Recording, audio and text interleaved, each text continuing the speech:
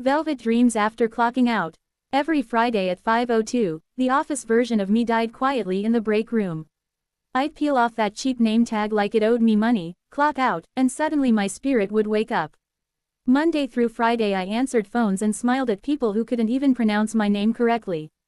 But baby, on weekends, I was the headline. The girls at work had no idea. They thought I spent Saturdays resting. Meanwhile I was gluing rhinestones to a busted corset while eating fries and watching makeup tutorials from queens who acted rich online but still owed everybody in town $20. My first dress came from a clearance rack at a store downtown. Too tight, too shiny, sequins falling off like bad decisions. I loved it immediately. The heels nearly killed me. I practiced walking across my apartment holding onto kitchen chairs like an elderly church mother learning roller skates. I twisted my ankle twice and still said, baby, beauty requires sacrifice. Then came makeup. Lord, I looked less like a glamorous diva and more like a haunted auntie who sold incense behind the liquor store. But I kept practicing. Every night after work, music blasting, neighbors pounding on walls, I rehearsed lip syncs in the mirror with a hairbrush microphone and enough confidence to power the entire city. Because deep down, I knew one thing. I wasn't born to disappear in fluorescent lighting. I was born for stage lights. My first performance was a beautiful disaster. The club smelled like tequila, sweat, cheap perfume, and lies.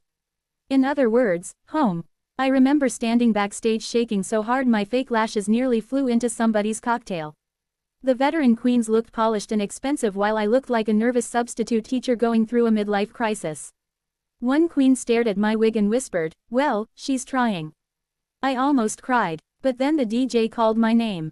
Suddenly everything slowed down. The music started. My heart dropped into my heels.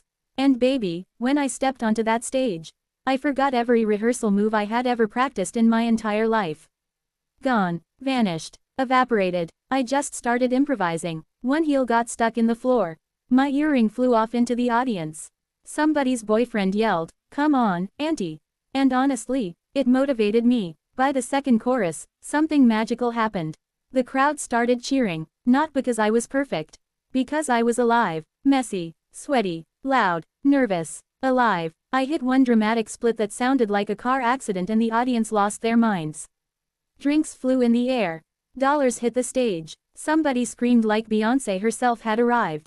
Afterward, I made $12, got free chicken wings, and cried in the bathroom while fixing my lipstick. A queen named Chanel Divine hugged me and said, girl, your drag ain't polished yet, but your spirit is expensive. That sentence changed my life. The weekend girls saved me. Nobody warns you that drag queens become family faster than actual relatives. 1 minute you're borrowing eyelash glue. Next thing you know, somebody's helping zip you into a bodysuit while gossiping about who got banned from karaoke night. The dressing room was chaos. Wigs hanging everywhere like sleeping cats. Makeup powder floating through the air. Somebody arguing over stolen tights. Somebody crying over a man named Marcus who apparently had ruined half the city emotionally. And somehow, through all that madness, I found friendship.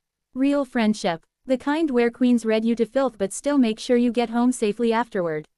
We worked regular jobs during the day. Cashiers, office assistants, CNAs, receptionists, warehouse workers. Then nighttime came, and we transformed into fantasy. I watched queens survive heartbreak, eviction notices, bad bosses, and family rejection, then still get on stage smiling under spotlights like nothing could touch them. That's power. One queen used duct tape to hold together broken heels because payday was still 3 days away. Another queen performed with the flu because rent was due Monday. And somehow we still laughed. Lord, did we laugh? At bad wigs. At cheap men. At queens lip-syncing songs they clearly didn't know. At ourselves. Because drag wasn't just glamour. It was survival wearing glitter. Every weekend felt like church for people too loud, too queer, too dramatic, too emotional for the regular world. And honestly, those were the happiest nights of my life. My first drag kit looked like a yard sale. When I finally bought my first real drag kit, I acted like I had signed a Hollywood contract. Baby, that makeup bag was heavy enough to qualify as checked luggage. Foundation, glitter, 5 shades of lipstick I couldn't afford. Eyeliner sharp enough to commit crimes with. 3 wigs from 3 completely different decades. I was so proud. Did I know how to use any of it properly? Absolutely not. I watched tutorials religiously. Every queen online made it seem easy. Just blend, they said. Blend what? I looked like a melting traffic cone half the time. The first time I attempted contouring, my face resembled a confused geometry project. But I kept practicing. Every night became rehearsal. I'd come home exhausted from work, microwave leftovers, then sit in front of my mirror until 2 in the morning painting a completely different person onto my face. Sometimes I failed spectacularly. One wig slid off during practice and landed in the toilet. Another time my lash glue sealed one eye shut. And don't even mention the heels. Walking in drag heels should qualify as an Olympic sport. Still, every mistake taught me something. Every ruined makeup look made me stronger. Every shady comment from experienced queens secretly pushed me harder. Because underneath the glitter and chaos was a dream.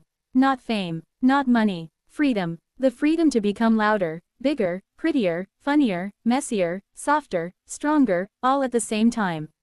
And once drag touched my spirit, there was no going back.